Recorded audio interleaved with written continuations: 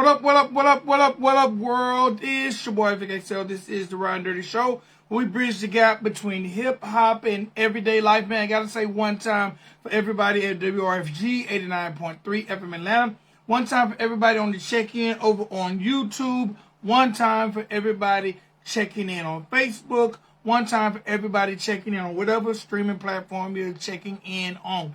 I gotta say one time for the good people over at live365.com. Again, and WRFG 89.3 who make the Riding Dirty Radio Show possible. Please lock us in. Go to your favorite streaming site and check us out, Riding Dirty Radio, or 89.3 FM Atlanta, or live365.com on Ride 95. All right, now you know how we do it right here on the Riding Dirty Show, where we bridge the gap between hip-hop and everyday life, man. We bring you the movers and shakers of the culture, the people that are definitely changing the culture, whether it's through art, entertainment, whether it's through music, whether it's through entrepreneurship, activism. This is the platform for people who are definitely changing the world through their talent and through their art. And tonight is no different than any other night on the Riding Dirty Show. So, ladies and gentlemen, boys and girls, welcome to the platform, lead singer of the Collektives, Miss Tatiana Blades. How you doing tonight, ma'am? Hello. I'm doing great. Thank you for having me. Thank you so much for taking the time to sit down and talk to us. And everyone who checks out this platform, is an honor and a pleasure to have you here. It's a pleasure to be here. Thank you. All right, so look, let's get into it. Before we even get into the historical last name, let's talk about Tatiana Blades and where you're actually from. Where I'm actually from is Miami, actually. So born and raised, city of 305. My family is my mother is from Puerto Rico, born in New Jersey. My family from that side is all from the islands. And my father, born in Panama, and his mother and father were Cuban and Colombian. Okay, now, before we go any further, tell people about the last name Blades, the traditional last name Blades, and where they might know that last name from. Well, it could ring a couple of bells. It depends on what era you're from and what you're specifically into. So some people will hear it and recognize an actor that's been in Predator, and that's been in like Safe House and a bunch of the Once Upon a Time in Mexico, like all these movies that he's been in. And then another, somebody else might hear it and recognize it from a musician and a singer. He's a writer and a producer, very well-known musician. And so my family holds some weight in that area, whereas my uncle's name is Reuben Blades, and he is as I said before, he's a singer, songwriter, also an actor, an activist, very much into politics and giving back to people. And my father is also a singer and songwriter, as well as a performer in the industry. All right, now, what's it like growing up with that last name? Is there pressure? What's it like growing up in with such a historical last name and a historical family? What's it like? Well, I would say you get a lot of expectations, My family is centered in the Latin sector of music. So a lot of people, when they would hear my name, they would automatically kind of group me in that and be like, oh, you're going to sing like this. We want you to sing this.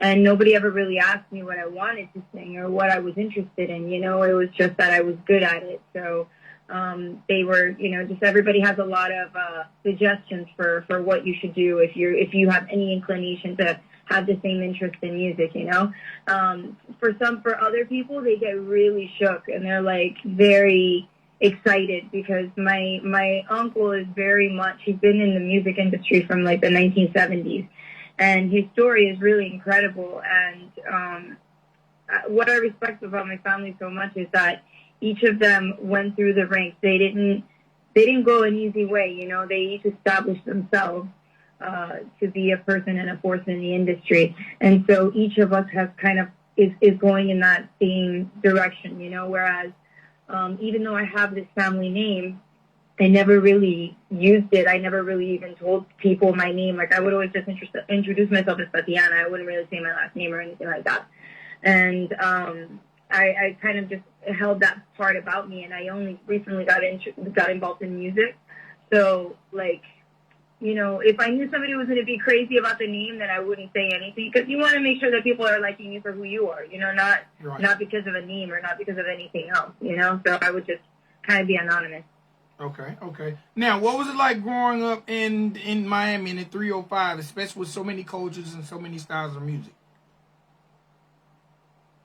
Oh, man, I think it's awesome. I love it. You know, I love the diversity here. I feel like it's become a bit more than it was before, because I feel like with the growth of the city, you know, like when I was younger, there was only Miami, the beach, and Coconut Grove. That was what existed. There wasn't anything else. So now there's Wynwood. Now there's, you know, Brickell. Now there's all these really cool areas that people have expanded to, and each of them has their own identity and their own kind of little history. Because Wynwood is more like hipster, more art. You know, Brickell is kind of more the yuppity up. It's really cool. I like what Miami has to offer. It's a lot of different cultures, so you get to mix with a lot of different kind of people and get a lot of different perspectives. Okay, now, when did the musical journey start for you? You know, we know you had the tradition of the last name, but when did you actually realize you had talent, and when did your journey begin? From what I can remember, I don't know if you remember composition books. I used to collect those, and I used to save it for writing poetry and just kind of writing anything that came into my mind. I didn't know what it was back then. I just was kind of doodling, and I still have those composition books to this day. So it's like, I think I was 8 years old when I asked my stepdad and my mom for a piano, for a keyboard. You know, I had actually wanted a baby grand piano, not understanding money or how expensive anything was, but, you know, my dad settled for a keyboard, and he gave it to me. And I started listening, like I would hear music and I would start to play it. And so that's when it was kind of suggested that I would go to a magnet school, a magnet music program or a magnet music school, and that's when I tried out for the program. Went into that when I was in 7th, 8th grade. And the first courses that they offer you is they give you a couple of electives to choose from. And the ones that I had chosen were piano, violin, and voice. And as you progress and, you know, you get older, you have to, you know, slim that down. So then it became voice and piano, and then it was voice. And I got very bored with that after a while, because when you're learning the history of music and Baroque period and jazz, and you're kind of even getting told how to do everything in that area, it loses its fun, you know. And for me, what it was always personal about music was that it was fun. So I kind of took a step back, took a step away from it, and then pursued entertainment and production, and did that for many years up until 2 years ago. I'm sorry, not 2 years, it's 2019 now, when I met the guitarist of the Collektives. And we met through a friend, and he had, you know, kept insisting, you know, that we need each other. And, you know, we did. And then we ended up meeting like every single weekend to jam out just because we loved music, not for anything else, you know. Mm-hmm. He brought on his friend who was a drummer from a previous band that he was with. And then we started jamming out, and we started we didn't have anything like, an expectation that this was going to be something. We just literally loved getting together and playing music together. So I got to recording us and posting us on Instagram and doing the Instagram live. And a venue had seen us, and they, you know, expressed interest in booking us and paying us. And we didn't even have a name. We didn't even have anything. So that's kind of where the name The Collektives came from. because we didn't know what else to call ourselves. We were like, oh, we're a collective group of people, so the Collektives, and we just changed the C to a K, and it kind of just stuck from there. We've just been booking since then. All right, so you mean to tell me one of the first times you took the stage live was a paid gig for you? Yeah, actually, yes. That's actually very accurate. That's the very first time, yeah. Now, how did that feel? Because I'm sure you've met tons. I was terrified also, by the way. We have that time on camera. And I had to have a conversation with myself in the mirror before I went on, because it's not enough to know that you're good at something. There's this. I remember being younger and being in music and being good at it, and I remember getting this negative backlash from kids, you know. And I kind of learned maybe not to be so great, you know, okay. Or not to be good. Not, you know, it's okay to be good, but don't be too good that people won't like you, you know. And I think that was something that was really hard for me to unlearn. So when I went on stage that time, music was always something that I really loved doing, and it seemed to come the best to me when in the most natural circumstances, you know, like Eddie would start spitting, rapping, like just freestyling, and then Joe would come in with the drums, and we would just like make music, and that's what was beautiful about it. So I knew that I loved it, and evidently people that were watching it loved it, but it wasn't in front of anybody, and I didn't know what was going to happen or how people were going to look at me, you know, like, oh, look at this girl that thinks she can sing, you know, oh, whatever, you know, and I just fucking said, I was like, oh, you know what? Let me just go out there. Let me just do it. Let me, you know, you're a Blades. Act like a Blades. Be a Blades. Right now, you need to be a Blades. And so I walked out, and I remember I had a stool. And that stool was like my security blanket. I was holding on to that stool. Like I did not get up from it. I did not move. And I literally, all I could see was, it was like a horse with blinders. I was just like, just go, do the thing, sit down, get through it, and I didn't even hear people clapping after because I was so, like, nervous. I was so out of myself. And I remember asking, I was like, did we do good? Was it good? And they're like, yeah, listen to everybody here. And after that, we got, the venue booked us every month for the next year. And then after that, we just got another booking after that and another booking after that and another. It's just one thing really led to another. And that's exactly how it happened. I don't think it would have happened any other way. Okay. Now, you mentioned you thought to yourself, just go out there and be a Blades. How does your family feel at this point about your music and what you're creating? My dad has always told me to go for it. He always was very straightforward about doing this. He would explain to me, I remember when I was very, younger, going with him to the studios, and he was like, Tatiana, it's okay to be in this business, but you never want to be, he goes, have you ever heard starving artists? And he goes, they're called starving artists for a reason.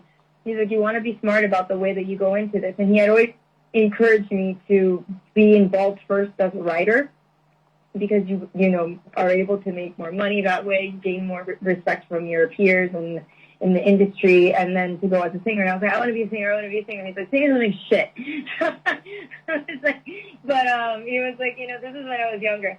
And so when I started kind of getting into it now, I started telling him, I was like, people are really responding to me doing the music. And he's like, yeah, of course they are. I was like, he was just so confident. He just knew it.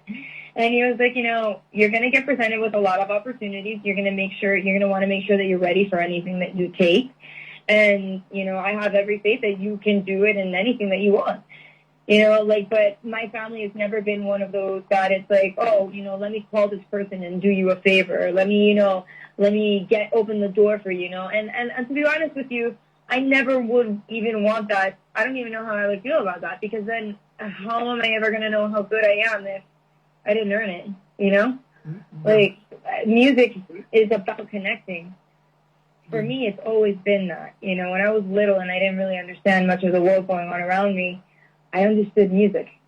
And I understood the pain that was in music, and I understood the joy that was in music, and I wanted to share that with people. I wanted to do that for someone else. I wanted to be able to, without meeting somebody, have them hear my words and be able to improve their day somehow. And that's what I always thought music was. And it wasn't until about when I was like 15 years old that I started getting into the studio, and Emilio Estefan heard a demo that I had done.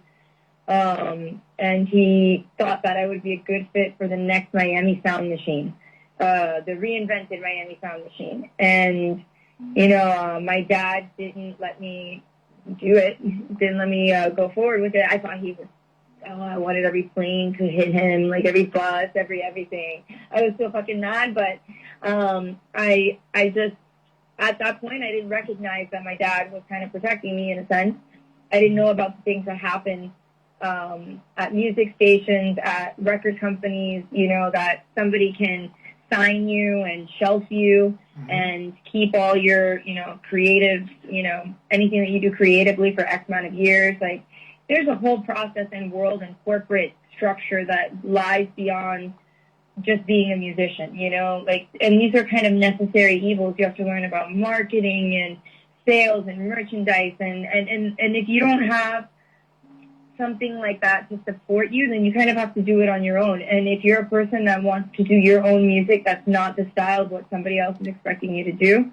That's kind of like really what you got to do. It's not the easier road, but it's the most honest, at least if you're gonna be, you know, an honest musician, I guess, right? Definitely.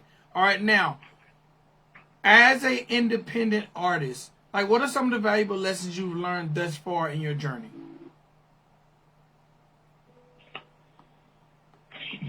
You have to believe in yourself. You have to, well, first you have to figure out what you want. And you have to have the courage to tell yourself that you want it, you know? For a long time, I told myself that I didn't want to do anything with music. And I was like, oh, it's not for me, you know, it's not going to happen, blah, blah, blah. And then, you know, I really didn't.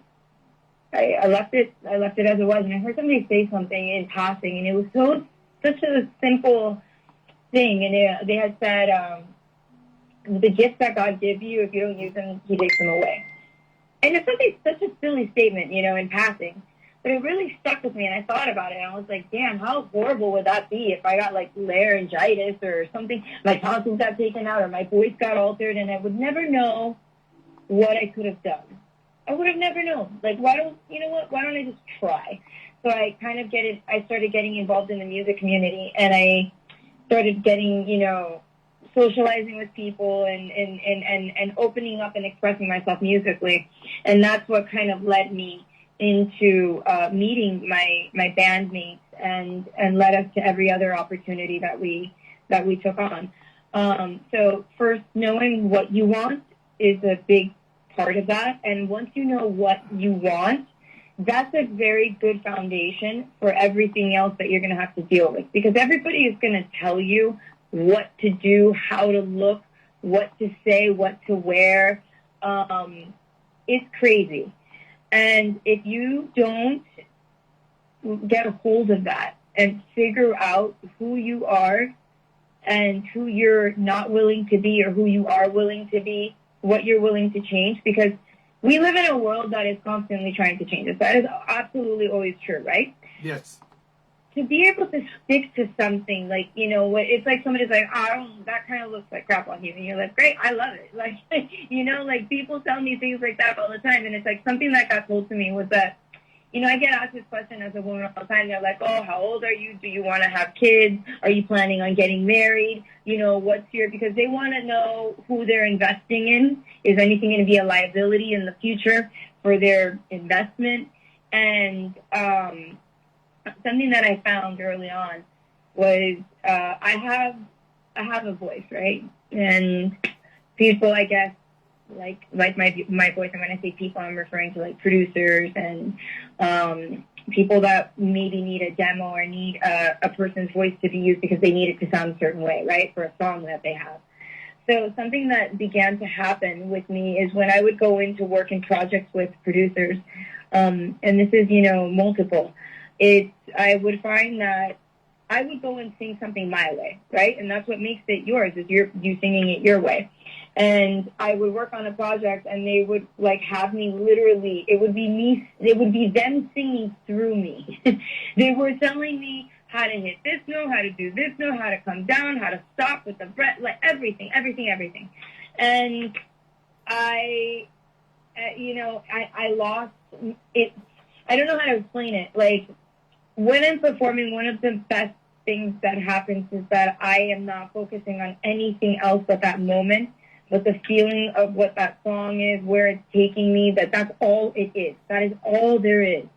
When it gets into micromanaging in music like that, it's really just me singing. It's a voice singing a song. There's no emotion behind it. There's nothing. And it sucks. And so that's part of the reason why I had to stop before, because all of the attention that I was getting was from people that were very much wanting me to be and do whatever they said. And that wasn't me. I wasn't a Latin singer. I wasn't a Paulina Rubio. I wasn't a Shakira. I wasn't I wasn't that kind of musician. I'm into alternative rock. I mean, I'm all across the board. I love all kinds of music, but the kind of music that I sing is alternative and alternative rock. And I think that understanding that's where my heart sings, I had to stick with that, because I can try to do other things in projects, but if they don't meet with me mentally and with my heart, then it's not going to be my best performance. And I never want to sacrifice that. Okay, let's talk a little bit about your group, the Collektive. Let's talk about the members and the sound, because you mentioned your sound and your style, but let's go more in detail with the sound and what each member brings to the table. Okay. So the band is a really cool mix of, it's not so much a mix, I'm the only chick, but it's got a cool mix of ethnicities, if you will. Eddie is Cuban and something else. Joe is, what's Joe? Cuban Miami? No, but what's Joe? Yeah, Honduran. Venezuelan. Myself, being Puerto Rican, Panamanian, and the guys that are my bandmates. So we have the original founding members, which is myself, Eddie, and Joe. And Joe and Eddie used to be in a previous band called Dyslexic Postcards, which was like a punk rock band. So they were together for a very, very long time. So when they came together, they already had a history of knowing what they're going to do next. You know what I mean? You have that familiarity. Yeah. You kind of, it's very easy to flow. So because they flowed naturally together, and when we would all play, it was just so easy. It was just, I don't know, we didn't have to say anything. It just kind of happened. We just kind of let it just happen. It wasn't, oh, you're doing this wrong, or, oh, you should sing this way. No, there was none of that. And I had never experienced that, and I think that's kind of why I enjoyed it so much. And then from there, we started, when we started getting more bookings, we realized we wanted to fill the sound more. So we started getting people who were like, oh, we want to play in your band. We want to play with you. And I was like, okay, cool. Now, obviously, anybody that's going to go in the band, I want them to be good. I want them to be great, actually. So I am going to, I'm going to meet with them. I'm going to talk to them. I'm going to listen to their music. And obviously, we have to click, too. There needs to be some kind of similar passion and respect for music. It's not just about showing up to get a paycheck. That we could do that anywhere. That's not what this is. I feel like so many people phone it in, and that really pisses me off when I go out somewhere and I see a live musician somewhere there, it's just like, it's like, no, man, I don't care how much you're getting paid, how much or how little, but this means something, you know what I mean? Take joy in your work, take joy in what you're providing and doing. So, I would say that the band, all of us being together, one of the things that makes us what we are is our love for music. And we've got all kinds of different age numbers in the band group. But the one thing that I can say that doesn't matter, regardless of age, where we're from, anything like that, is we love music. Music is something very special to each of us. And, I don't, they usually say that musicians and artists and those kinds of people are usually damaged, and maybe that's why we're able to speak so deeply in lyrics to things that happen in life, because it makes us go crazy and keep it in our head, But I think that's what makes us special, is that we have a love for music, and I think that we do it really well together in such a unique way that it's caught the attention of people, even against naysayers that told us, like, they were kind of like, you guys think it's going to be easy, you guys are going to see, and it's just like, whatever, screw that attitude. We're doing this because we love it. Like, it's not for any other reason. All right. 2 more questions. Question number 1. What's it like being the only girl around all these guys? No drama. That was quick. No drama. I love it. I love being around the guys. Guys are fucking fun. Oops, sorry. Guys are funny. Guys are honest, brutally, and I love being around the boys because you get the real perspective on things. You don't get that sugar-coated thing, So I really love it. Girls are great too, sometimes. They are. Okay. And my last question is, let's talk about this record, because we definitely want to end this show off playing the record. And the record we're going to play is called All Within Me. Tell me a little bit about the record, yes. The concept, what you want the fans to get from it. So Eddie started strumming a song, this rhythm, right?